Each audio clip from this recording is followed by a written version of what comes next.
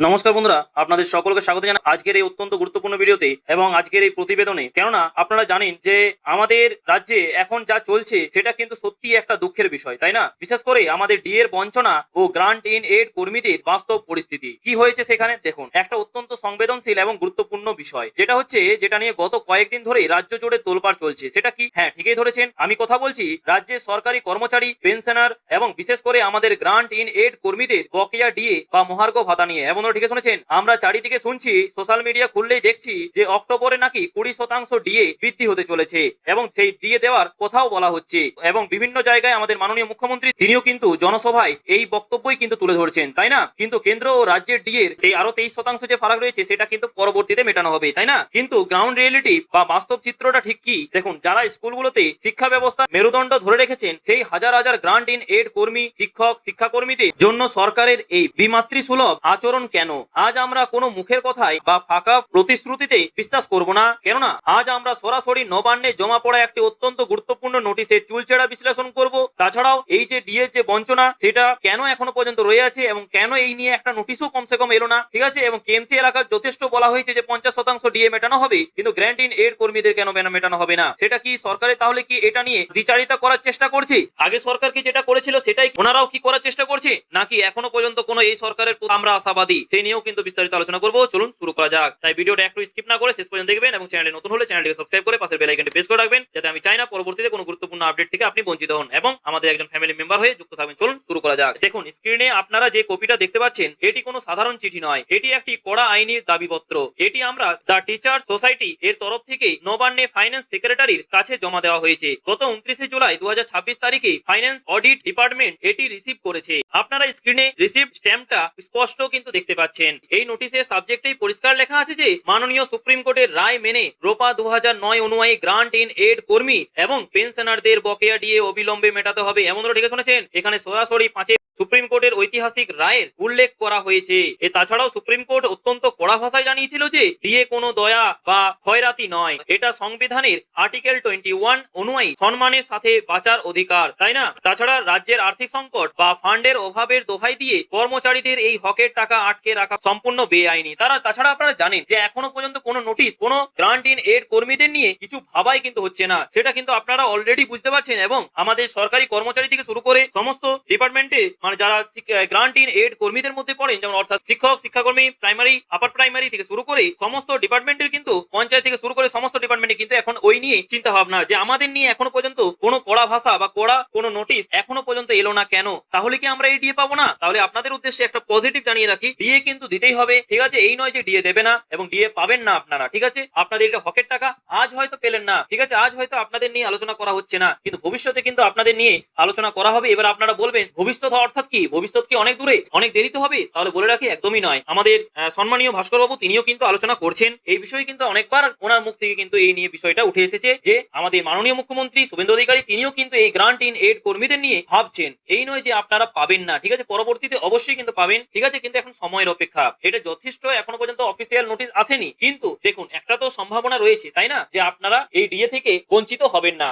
এটা কিন্তু যাকে আপনারা জিজ্ঞাসা করবেন, আপনারা যদি বলেন যে আমাদের সম্মানীয় ভাস্কর বাবু কি বলছেন কিংবা আমাদের সম্মানীয় শ্যামল বাবু কি বলছেন, ঠিক আছে, বা অন্যান্য যারা রয়েছেন সম্মানীয় ব্যক্তি ওনারা কি বলছেন, তাহলে বলে রাখি অবশ্যই কিন্তু ওনাদের মুখ থেকেও কিন্তু শোনা যায়। এবং আপনারা এই নয় যে আপনারা ওনাদের এই ক্যাটাগরি থেকে অনেকটা দূরে, অর্থাৎ আপনারা ডিএ পাবেন না এবং আপনারা এই ডিএ থেকে বঞ্চিত হবেন, সেটা কিন্তু একদমই নয়, ঠিক আছে? আপনারা অবশ্যই কিন্তু পাবেন। দেখুন, একটু আর্থিক সমস্যার জন্য কিন্তু এখন হতে পারে, কিন্তু এখন বলা যাচ্ছে না কি হচ্ছে, ঠিক আছে? এখন এই টালবাহানা কিন্তু এই মুহূর্তে বর্তমান পরিস্থিতিতে দাঁড়িয়ে চলছে এবং আপনাদের অনেক অসুবিধা রয়েছে এবং অনেকেই দুশ্চিন্তার মধ্যে রয়েছে যে এই টাকাটা হয়তো পেলে আমি হয়তো ডাক্তার দেখাতে পারবো, কিংবা আমার শরীর সেরকম ঠিক নেই, আমি হয়তো ভালো একটা চিকিৎসা করাতে পারতাম। কিন্তু এই মুহূর্তে সত্যি এটাই কিন্তু দুর্ভাগ্যবশত আমাদের যে এখনো পর্যন্ত এই গ্রান্ট ইন এড কর্মীদের নিয়ে কোনো নোটিশ তো দূরের কথা, এই নিয়ে কিন্তু আমাদের মাননীয় মুখ্যমন্ত্রী শুভেন্দু অধিকারী ওনার মুখ থেকেও কিন্তু এই বিষয়ে কোনো একটাও আলোচনা করা হয়নি। এটাই কিন্তু আমাদের সবচেয়ে একটা বড়সড় বঞ্চনা, তাই না? যদিও বা কথা বলা হচ্ছে, কিন্তু কথা বললে তো হবে না, তাই না? কাজের দিক থেকে এগোতে হবে।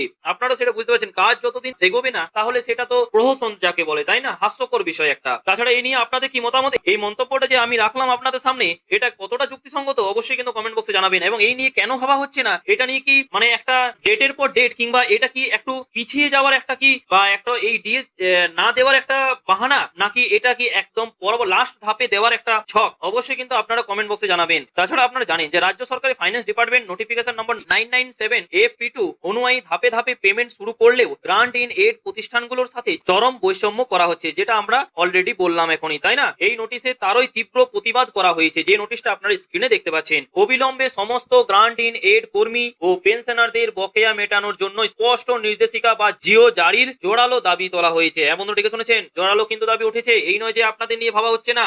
দেখুন, এবার আপনি বলবেন যে আপনার কাছে এমন কি তথ্য রয়েছে যে আপনি এইসব বলছেন। দেখুন, চারিদিক থেকে যা জানা যাচ্ছে আপনাদের নিয়েও কিন্তু ভাবা হচ্ছে। এই নয় যে আপনাদের নিয়ে এক ফোঁটাও কিন্তু আলোচনা হয়নি। আপনারা অলরেডি আমাদের যারা আপনাদের মধ্যে যারা আমাদের ভিডিও ফলো করেন, তারা আপনাদের মধ্যে অনেকেই জানবেন যে এই নিয়েও কিন্তু আলোচনা হচ্ছে, তাই না? এবার একটু পেনশনারদের কথায় আসি। দেখুন, যারা সারা জীবন সরকারের সেবা করলেন, রাজ্যের প্রশাসনিক কাঠামো দাঁড় করালেন, শেষ বয়সে এসে তাদের কেন হকের টাকার জন্য রাস্তায় নামতে হবে, তাই না? বিশেষ করে আমাদের কেএমসি অর্থাৎ কলকাতা মিউনিসিপ্যালিটি কর্পোরেশন এলাকার পেনশনারদের জন্য যে 50% ডিএ দেওয়ার কথা ঘোষণা করা হয়েছিল, তার বাস্তব অবস্থাটা কি, তাই না? বলা তো অনেক কিছুই হয়েছিল যে 50% ডিএ দেওয়া হবে, কিন্তু বাস্তব কি হলো? বাস্তব হলো যে এখনো পর্যন্ত বহু পেনশনারদের অ্যাকাউন্টে সেই টাকা ক্রেডিটই হয়নি। এবার আপনারা বলবেন, দাদা এই তো এখন তো শুরুই হলো, এই মাসটাও তো এখনো পর্যন্ত পেরোলো না। একটু দাঁড়ান, তাহলে আপনাদের উদ্দেশ্যে জানিয়ে রাখি, হয়তো আমার তরফ থেকে কিছুটা ইনফরমেশন হয়তো ভুল হতেই পারে, ঠিক আছে, কিন্তু আমি যতদূর শুনেছি যে এই ডিএ দেওয়ার কথা ছিল যে এই মাসেই অর্থাৎ জুলাই মাসেই কিন্তু দেওয়ার কথা ছিল। 50% সমস্ত কেএমসি এলাকার পেনশনারদের কিন্তু ঢোকানো হবে, ঠিক আছে, কিন্তু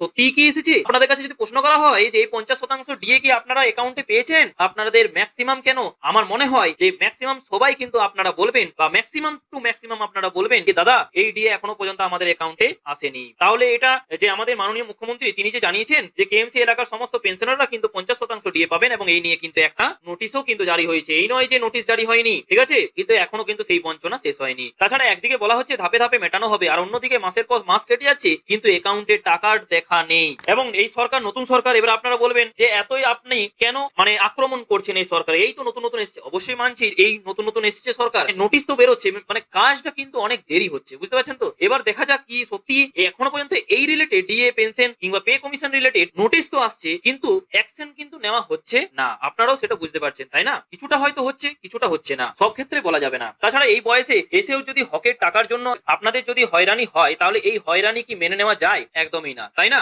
এটা চূড়ান্ত প্রশাসনিক গাফিলতি ছাড়া আর কিছুই নয়। তাছাড়া সাধারণ রাজ্য সরকারি কর্মচারীদের জন্য এক নিয়ম, আর গ্রান্ট ইন এড বা কর্পোরেশনের কর্মীদের জন্য আরেক নিয়ম। এই দ্বিচারিতা কেন? এটাই কিন্তু আমার একটা প্রশ্ন, তাই না? এই নিয়ে আপনাদের কি মতামত অবশ্যই কিন্তু কমেন্ট বক্সে জানাতে ভুলবেন না। সত্যি এটা কি সত্যি নয় যে এটা এই ডিএ সংক্রান্ত এই গ্রান্ট ইন এড কর্মী থেকে শুরু করে কর্পোরেশনের কর্মীদের এই দ্বিচারিতা হচ্ছে এখন আপাতত? এটা অবশ্যই কিন্তু কমেন্টে জানাবেন। দেখুন, এবার আসি আমাদের গুরুত্বপূর্ণ এবং বহু বড়সড় একটা অংশে, সেটা হচ্ছে এবার আসি আমাদের আন্দোলনের অন্যতম মুখ সংগ্রামী যৌথ মঞ্চের ভাস্কর বাবুর কথায়। দেখুন, তিনি বারবার অত্যন্ত জোরালো ভাষায় আমাদের এই বঞ্চনার কথা তুলে ধরেছেন। ভাস্কর বাবু স্পষ্ট বলেছেন যে গ্রান্ট ইন এড কর্মীদের সমস্ত ডিএ অবিলম্বে কিন্তু মিটিয়ে দিতে হবে। কেন দিতে হবে? কারণ এই শিক্ষকরা কিন্তু ডাইরেক্ট কিন্তু সরকারি কর্মচারীদের মতোই সমান দায়িত্ব পালন করেন, সমান সিলেবাস পড়ান, সমান ডিউটি আওয়ার্স মেনটেন করেন। তাহলে পরিশ্রমিকের বেলায় এই বৈষম্য কেন? ভাস্কর বাবু, অক্টোবরে ডিএ বাড়ছে, সেই হাওয়া কিন্তু তৈরি করা হচ্ছে, কিন্তু যে মুহূর্তে আমাদের শিক্ষক, শিক্ষাকর্মী এবং গ্রান্ট ইন এড পেনশনারদের কথা আসে, তখনই কিন্তু সরকারের কলম থেমে যায়। তাছাড়া আজ পর্যন্ত এমন একটা স্ট্রং নোটিশ বেরোলো না যেটা দেখে আমরা বুক ঠুকে বলতে পারি যে হ্যাঁ আপনারা এবার টাকাটা পাচ্ছেন, তাই না? কিন্তু এখনো পর্যন্ত বলতে পারছি না। মূল কারণ এগুলো হতে পারে। সেটা কি? প্রথমত আর্থিক দায়বদ্ধতা এড়িয়ে যাওয়ার একটা মরিয়া চেষ্টা। গ্রান্ট ইন এড কর্মীদের সংখ্যাটা রাজ্যে বিশাল, তাই না? সরকার চাইছে যে মূল সরকারি কর্মচারীদের কিছু কিছু করে দিয়ে ক্ষোভ প্রশমিত করতে, আর গ্রান্ট ইন এড কর্মীদের দ্বিতীয় শ্রেণীর নাগরিক হিসেবে ট্রিট করতে। তো বন্ধুরা, আশা করছি এই যে আপনাদের সামনে এই যে ইনফরমেশন গুলো তুলে ধরলাম, আশা করছি আপনারা এই যুক্তিটা অবশ্যই কিন্তু বুঝতে পেরেছেন, এবং আপনাদের এই নিয়ে কি মতামত অবশ্যই কিন্তু কমেন্ট বক্সে জানাতে ভুলবেন না। এবং ফাইনালি অর্ডার কবে আসে সেই নিয়ে কিন্তু আমরা অপেক্ষায় আছি। এবং দেখুন, আজকের এই ভিডিওতে কিন্তু আমরা সরকারের সমালোচনা করতে চাইনি, ঠিক আছে, কিন্তু আমাদের বাধ্য হয়ে হয়তো আমাদের কিছুটা বলতে হয়েছে, ঠিক আছে। আর তাছাড়া আপনারা জানেন এই ভিডিওটা কিন্তু একদম ইনফরমেশন ভিত্তিক, ঠিক আছে, তাই চিন্তার কোনো কারণ নেই। আর তাছাড়া আপনাদের কি মতামত, এই সরকারি বিজ্ঞপ্তি কতদিনের মধ্যে আসবে সেটা অবশ্যই কিন্তু জানাতে ভুলবেন না। তো বন্ধুরা, আজকে এই পর্যন্তই। পরের ভিডিওতে নতুন কোনো আপডেট নেই। থ্যাংক ইউ, পাশে থাকবেন, সুস্থ থাকবেন, ধন্যবাদ।